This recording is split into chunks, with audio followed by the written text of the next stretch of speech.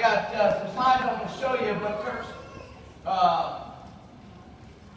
first I want to talk about how, in this business, you really want to get your own kind of personal management philosophy or business philosophy or your why, if you will. And you hear that a lot about people saying you got to find your why, right?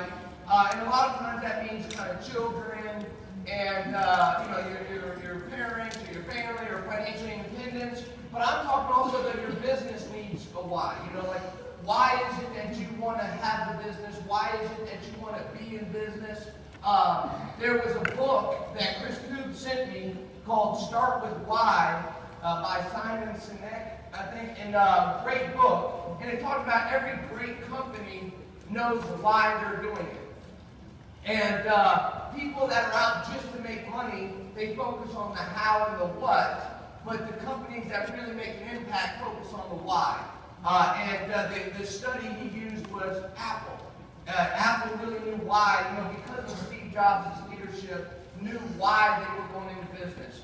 And when you have a company that knows their mission and why they're doing it, they have employees and clients that are loyal to the brand.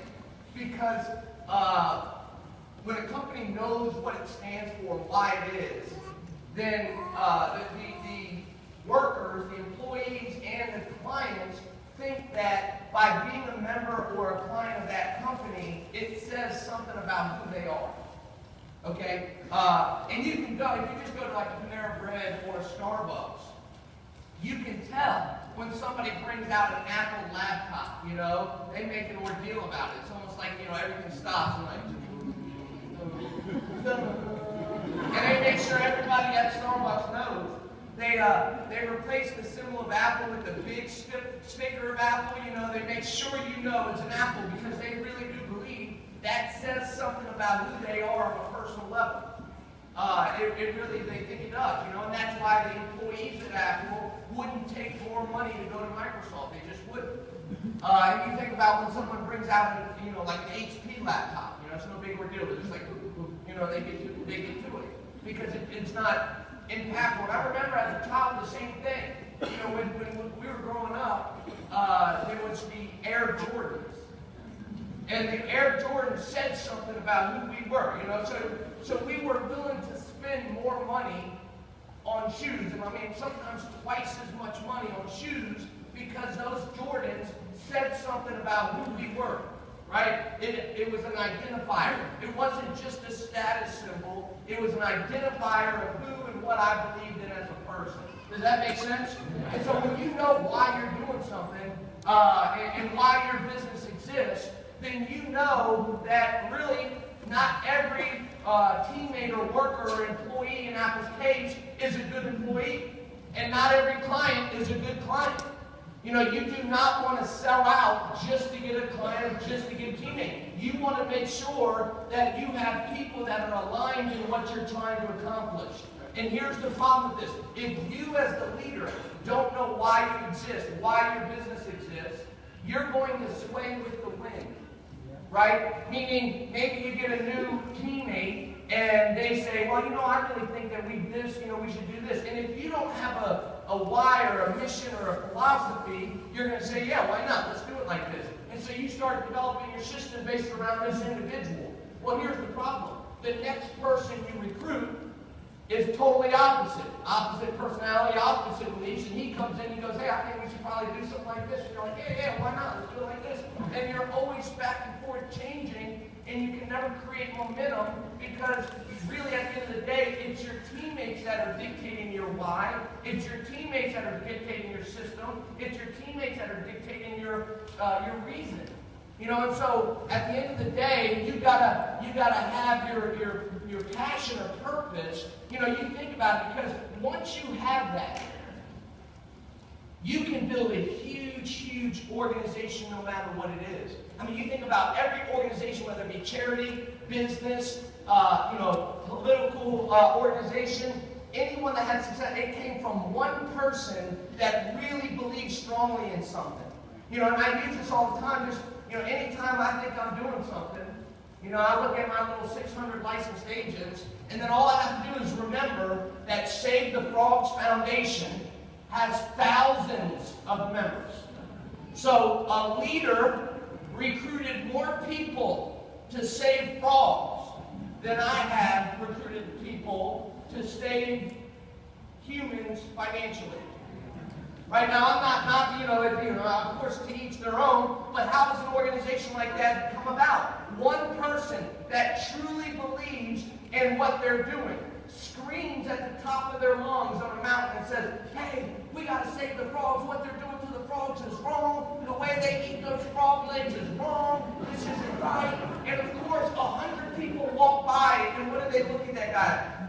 Hey, all you got to do is walk down Las Vegas, the Strip, and you'll see some of those people yelling out about all sorts of weird stuff, right? And you look at what 100 people walk by and they're like, come on, guys, get out of here, you know? Finally, after 100 people walk by, one person walks by and hears somebody talking about that, and they walk by and they go, you know what? You're right.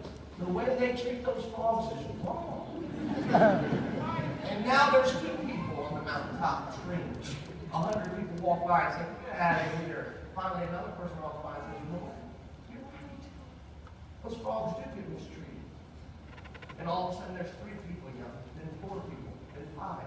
And it all starts with one person knowing why and is passionate about what they're trying to accomplish. You know, you see about Art Williams and what he did, built over 200,000 licensed agents, because why? Well, he lived the experience. His father had a whole life. His mom had to go back to work, raise 3 kids on her own because some agent ripped them off and gave them $10,000 of life insurance coverage instead of $150,000. I mean, you can get angry about that if you lived it, true or false. You can get passionate about that. And then all of a sudden, see, when you have somebody like Art Williams that knows what he's looking for, what he wants, now not everybody's a good teammate. He's looking for people that believe in what he believes, right? He's looking for people that are out there correcting injustice, not just to make money.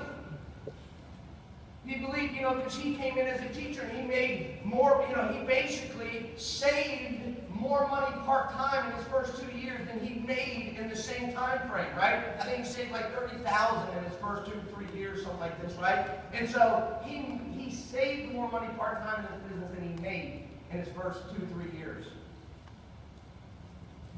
So he knows why he's doing it.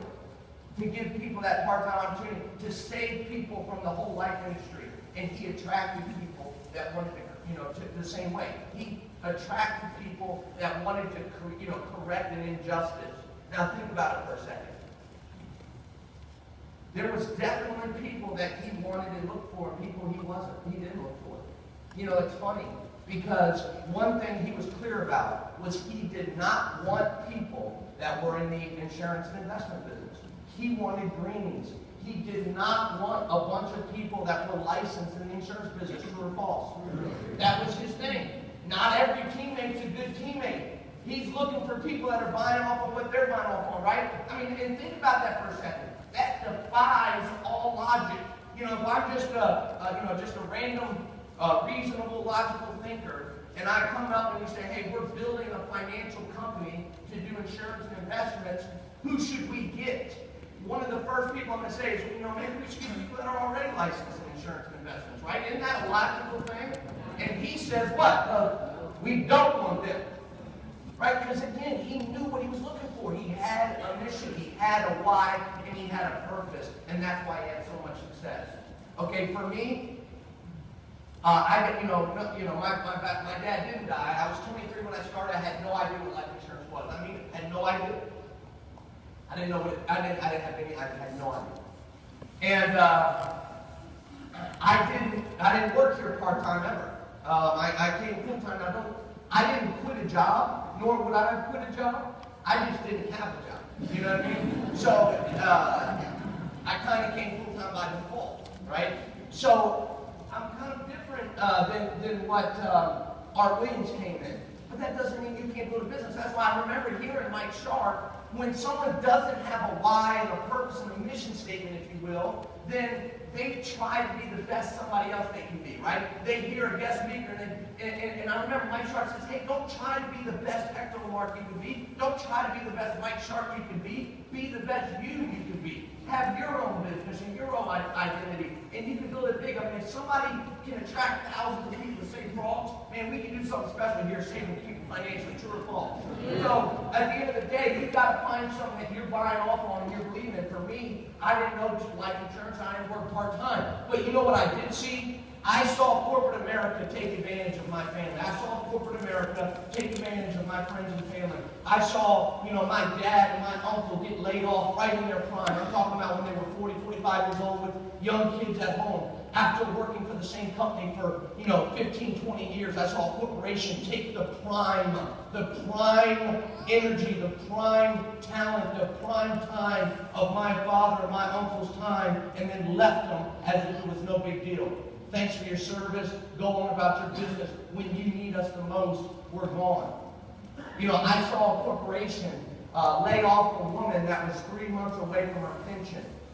And I think about that, and it's like, man, that's so wrong. At the end of the day, that might be why she joined your company, because you promised her a pension. She would have never came to your company if she didn't think she was getting a pension. And you promised the pension, and 3 months before, you take it away and you let her off. I mean, that's just wrong to me. And I felt, I saw that. I saw corporations take the hope and dreams away from my friends. As we were graduating college, some of them got jobs, most of them didn't. But the ones that did, man, you could see all their hope and dreams just get taken.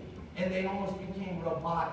I mean, there's absolutely nothing worse than a hopeless life, a life that's going on without hope. And so anyway, I really saw that. I saw the difference between the wealthy owners, the ones that own businesses, and the ones that don't. And I started getting excited about it. I think we have a movement or a mission to make. I really believe this, that the best thing that we can do for the United States of America is to create more small business owners. I really believe that. I remember, I'm not big into politics, but I did watch a debate between Mitt Romney and Barack Obama, and they disagreed on just about everything.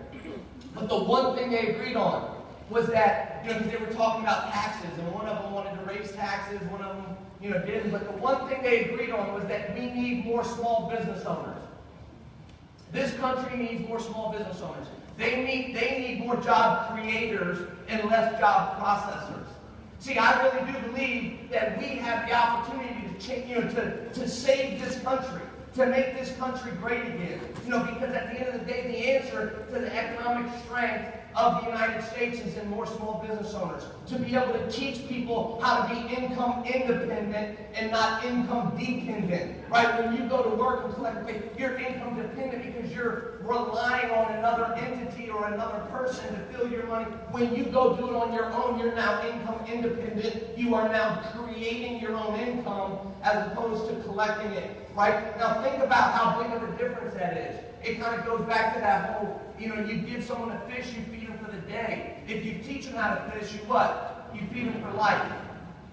And what people don't realize is when you get a fish, when you're giving out a fish or you're getting a fish, it's the worst thing that can happen to the person that's receiving the fish. Because in essence, what you're doing is enslaving them.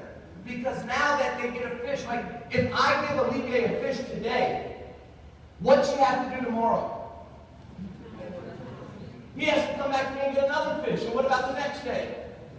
Another fish. And the next day, another fish. So in essence, I own him. I can pretty much get him to do whatever I want him to, because why? If he doesn't, his family doesn't eat.